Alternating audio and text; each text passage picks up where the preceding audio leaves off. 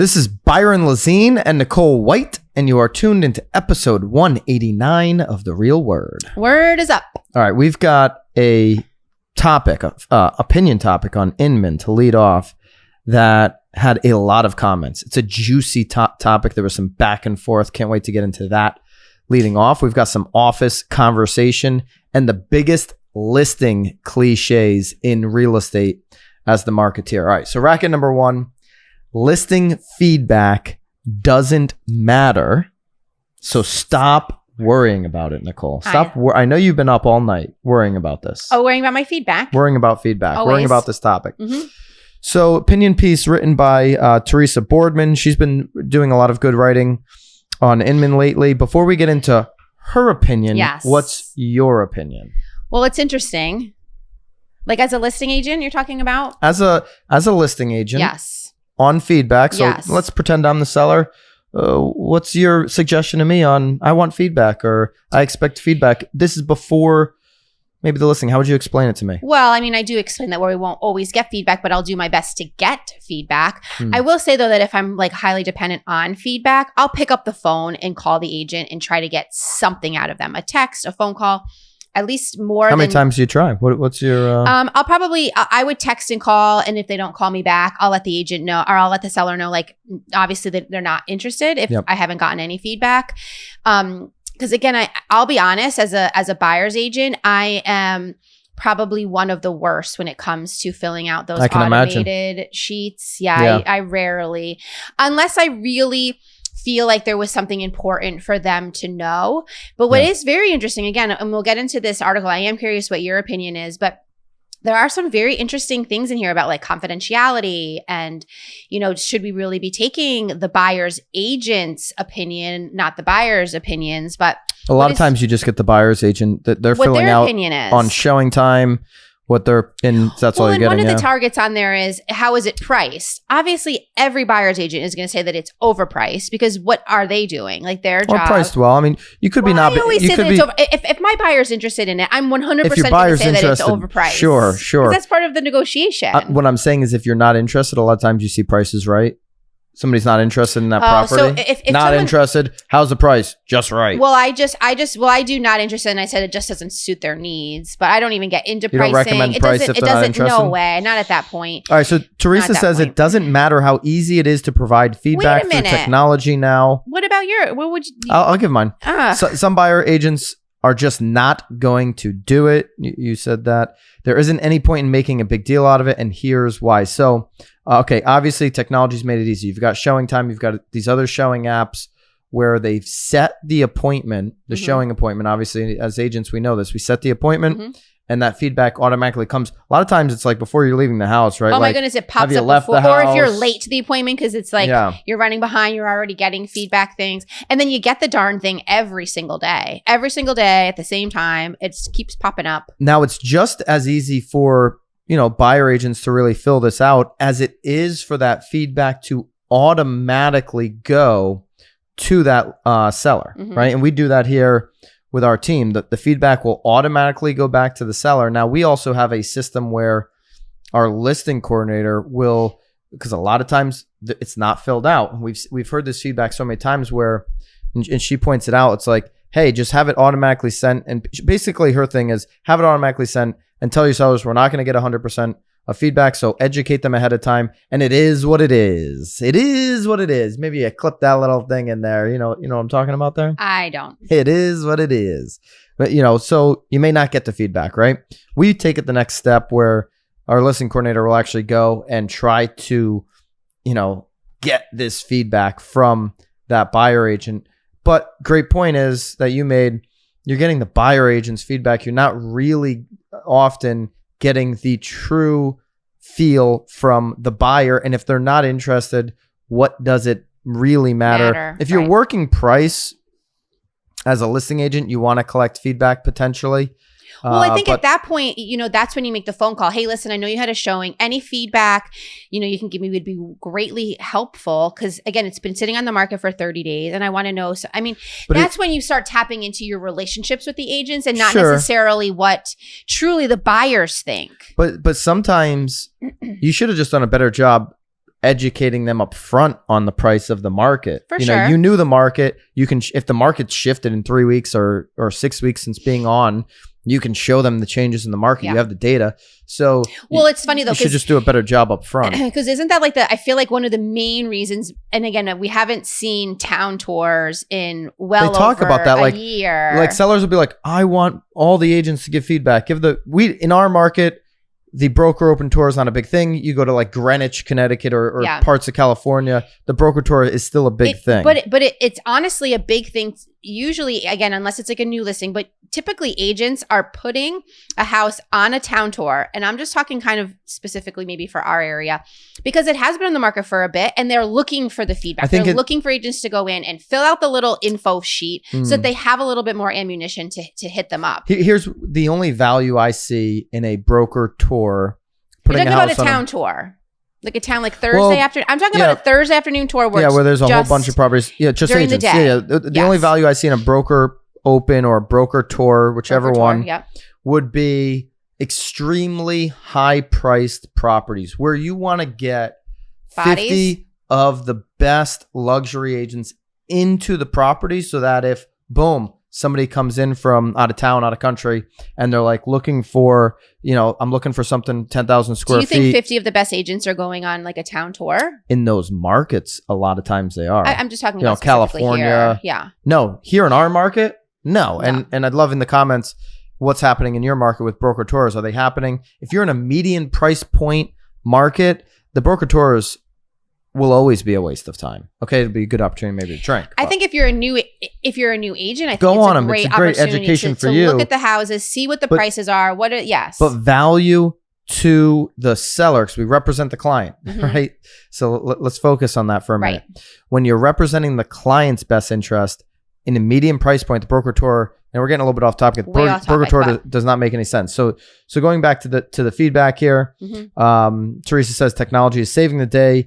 Yet there are agents now who get very upset when they don't get feedback. Have you ever come across one of these listing agents who's yelling about the feedback? Well, I have agents on our team that have mentioned that other agents have mentioned that I've been in the business for 25 years. I've never seen an agent not, this is just me, I've never seen an agent not give me feedback. Where is the feedback? You've had that line?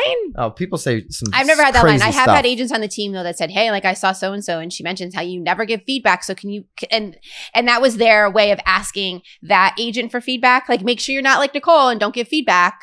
And that's why you have a reputation on this feedback, huh? I guess so. So she says, how useful is it to know if the buyer thinks the home is a 3 or a 4 as opposed to the other home seen that day? I mean, that's a great, what does that even mean? Well, and she's saying that we don't even know the other homes that they did see. So again, this is all requiring a phone call in my mind. Because if it is a 3, as the listing agent, hey, let me know what other homes you've seen. Because if you're basing it on a 3, but I'm at the lower end of that price point, of course, a $200,000 home, hopefully, is better than mine. It's probably bigger and it probably has that master bathroom. We owe our clients confidentiality and should probably ask permission before sharing anything that a client says about the property. So that's talking about the buyer, right? Yes. Like, hey, maybe what if the buyer says, I am giving no feedback? Teresa's point here is that they owe the seller nothing. I agree. Yes. The seller has chosen to sell their property, right? Which means marketing the home and which means accepting tours on your property if you want to get the most money. I guess you could try to sell it without having tours and without having private showings and open houses and all that. But you've taken the steps to allow showings. That buyer doesn't owe you anything. Just like for the seller, you get an offer that comes in under your asking price or you get an offer you don't like. You don't owe it to the buyer to negotiate, to move, to make anything work, right? You both have your positions, respect each other's positions, know that this is a business transaction, and where you go with feedback a lot of times is the emotional side. Right. How dare they not give me feedback? Well, and that's super interesting. I let them into my house. They were here for 37 minutes. Right. Well, in this article, though, it does talk about that even it could backfire because when they do give feedback and then that buyer does put in an offer, does it then turn the seller against that buyer and they start, peacocking? So I really like her angle and I agree 100%. The buyer doesn't owe feedback. And so you can't get blood out of a stone. If the buyer agent can't get feedback, or the buyer agent's not willing to give feedback because of a strategic position that they are taking, maybe they're going to go look at the 3 houses. Maybe 2 of those 3 are the top choice, but they're going to come back to this one potentially as a fallback in this market. I miss out on these 2 offers. If this is still on the market, I may come back. I think so at you could have some strategy there. Well, I think though at this point though too, I will write that in. If I do have a buyer that is interested, but this is the beginning of their tour, I don't necessarily give feedback. I'll put in there, hey, my buyer is really interested. Please let me know if you get any offers. So my punchline is, this is an emotional, oftentimes when the seller is really passionate about feedback, this is more of the emotional side, and it comes down to the agent ahead of time, the listing agent, really educating. She says recalibrating how their they're expectation for sure about the process, which is really the job of the listing agent from the moment they take that listing. I mean, you have to be preparing them for every case scenario. Read the comments though. I haven't read them yet. We linked this up. I imagine that there would be a lot. That's why I was kind of excited to hop into it. We always link up the article, so if you're on YouTube, you'll be able to check that out. If you're on YouTube, by the way, we'd love for you to consider subscribing if you enjoy this content. But Ed says it's called professional courtesy. But again, and Ed, I would, if you can't get feedback, or you can't get blood out of a stone. So I mean, what are you going to do with that? Professional courtesy might just be, hey, enjoyed the tour. Thanks for letting us in. Thank you for letting me in. What does that do for your day? Yeah. Nothing. The only valid feedback from buyers, whether or not they make an offer on the property. So there's the other side from Dennis. Well, I agree. Again, if I haven't been able to get feedback, they clearly don't like the home. I mean, period. End of story. It doesn't matter if Shirley doesn't like it because Barbara is putting in an offer. Dave disagrees with the article. Helps listing agent overcome sellers that think their home is worth more. I always give feedback when I show a listing. Now, Dave, the buyer doesn't care about the listing agent or the seller if they're moving on from the property. They're on a mission. Or that you overlisted it and you're trying to get a reduction. They're on a mission to buy themselves a home. So why would they care? Now, as the buyer agent, if I'm the buyer agent, you're the listing agent, and I've got a great relationship with you and I want to keep that relationship, and you just say to me, hey, Byron, what's the feedback? Well, my buyer's not willing to give feedback. Well, what's your opinion? Hey, I think you really overpriced it, Nicole. How many martinis did you have with the seller when you took the listing? Again, you have to pick up the phone. Right? These are all phone calls. I may give you, and that's a phone call or a text if we know each other. I may give you just my opinion. You're not gonna call me a drunk over feedback either. Not when the seller's gonna see it. That's gonna be a phone conversation. Of course. Someone had to say it. Sam says, well done. So a lot of people like the article. Some people disagree. And so a lot of good comments there. I thought it was a really active comment box. I will say though that it is, I never really thought about it as the confidentiality side, because it is. I mean, what your client, if you're representing the seller or the buyer, what they are saying is confidential. I mean, so it does actually, bring up some interesting points that I'll hop on that horse and well-written short piece. All right, moving over to Realtor Mag. Okay. Racket number 2, co-working spaces surge amid return to office uncertainty. So WeWork, was it WeWork? It's WeWork, yeah. It's WeWork. They had one of their best quarters. No, not month. July. July, okay. July was their biggest month, yeah. July was their biggest month on record. So you're seeing a lot of people now going out of the house and going into an office, but co-working spaces specifically. Your take on that? I think that's a little... It strikes me as odd because, co-working is with a whole bunch of a lot of people that aren't all maybe on the same protocol. I guess maybe the co-working space would have a certain protocol, but your take on it? Well, I guess I'm not overly surprised, to be honest. I mean, if we are, again, we're near a big city. So if individuals don't have to go to the city and they're now, living in a home that's further away from the city, I think that they probably do want to get out of the house. So they're finding a local spot like a WeWork or whatever it may be. Maybe there's even just an individual that they want a body in their office. So they can now leave the house, but not have to go to the physical office.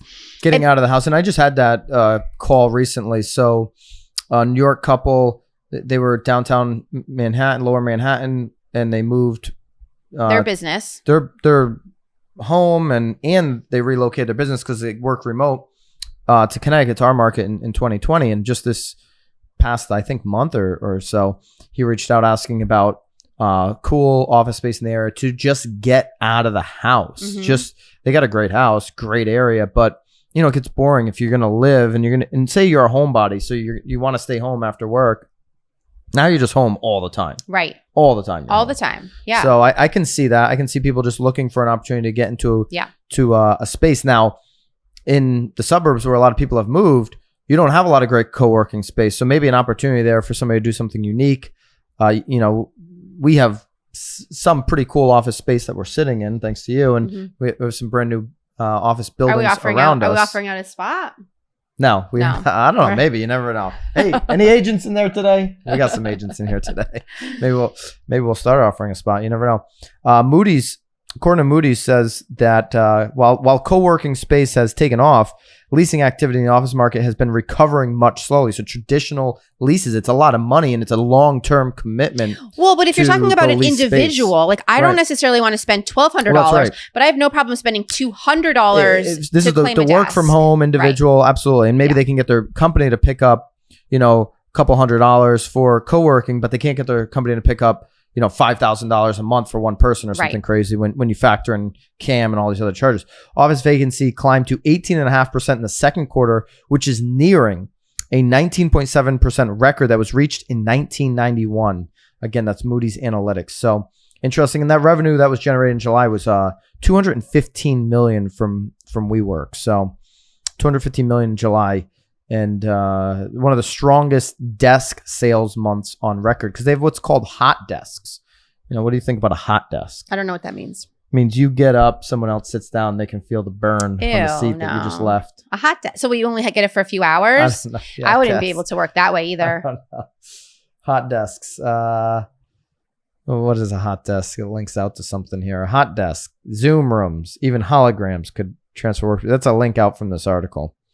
80% are considering a hybrid work model where, I think people just really sharing that desk. I think you get blocked off time, it looks like. Yeah. So, well, again, not a horrible thing. Like it's talking about if you need to do a Zoom call and you need to get out of your house because all your kids are behind you or, you know, you just need to be productive for a town hours. It's sort of like a glorified library, you know? There you go. Just someplace quiet. Library. Maybe hit up your local library. Yeah.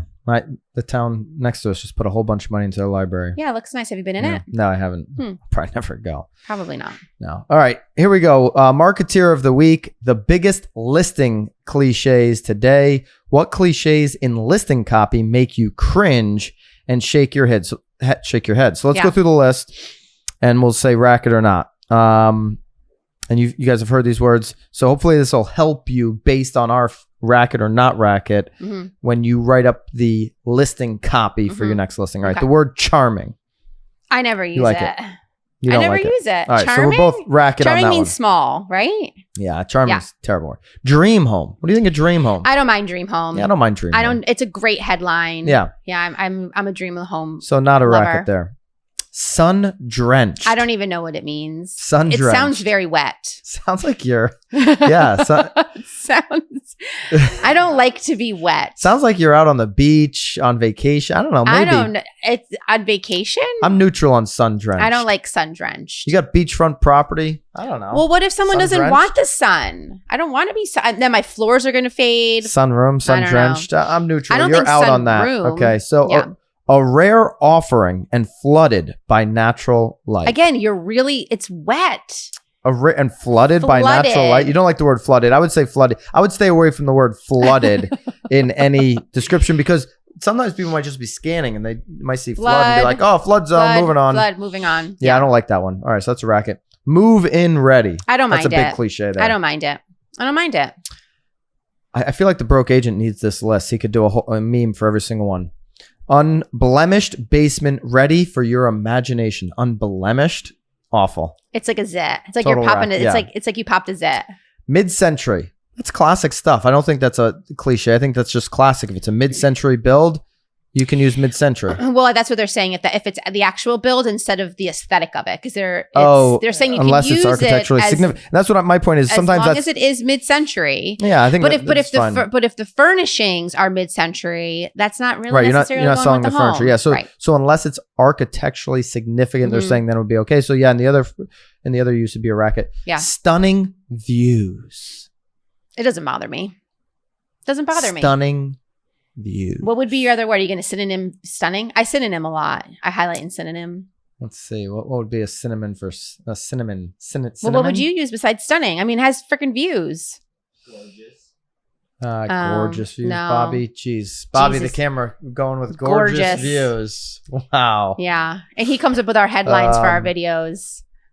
I might describe the view, you know, views out to Long Island Sound or, you know, something like that. But what if it's not Infinity a water? Views to Infinity? What if it's not even a water view? All right. You could have a nice, you could have a nice tree view. This is why I don't write our listing copy. Yeah, none of us do. Will not last long. Oh my God, I love that. Especially when it's been on the market for like 90 days. Like these agents didn't even go back in and remove it after it hit 4. That's a stupid one. If you know it's not going to last long, you don't have to write it. Right. And then you got to now remember to go to edit. And change it because it did actually last long. Price to sell, one of the worst of all time. Well, I think it's mean. I think it's showing that your seller, unless your seller tells you to put price to sell or motivated. Now here's one. Honey, Not a fan. stop the car. This won't last. So same kind of thing won't last long. Descriptions in all Description all caps are a big no. Be a professional. Any use of cute, quaint, cozy, or good bones.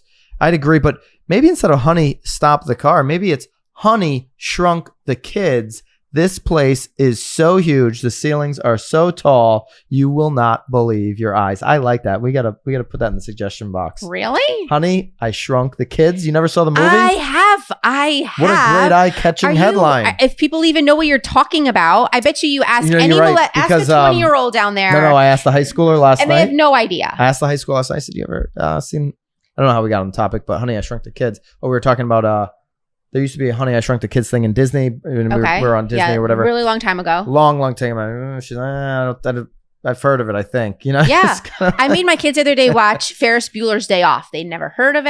Yeah. I mean, that's like epic. How about this one? Turnkey, updated.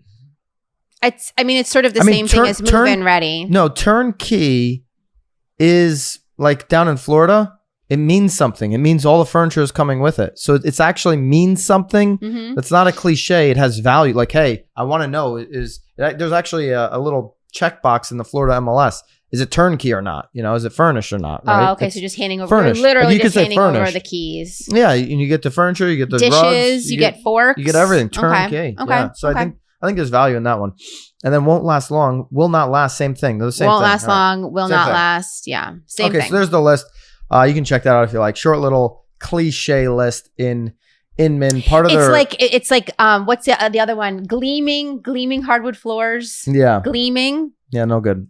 Part of their August listings. I don't like gleaming hardwood floors. Month, which we totally missed, but I guess you could go back into it and check it out. So all the articles are linked up. Hope you guys enjoyed the show. If you got any value, share this with somebody. Please consider subscribing. We'll see you on the next one. See you guys. Keep it real.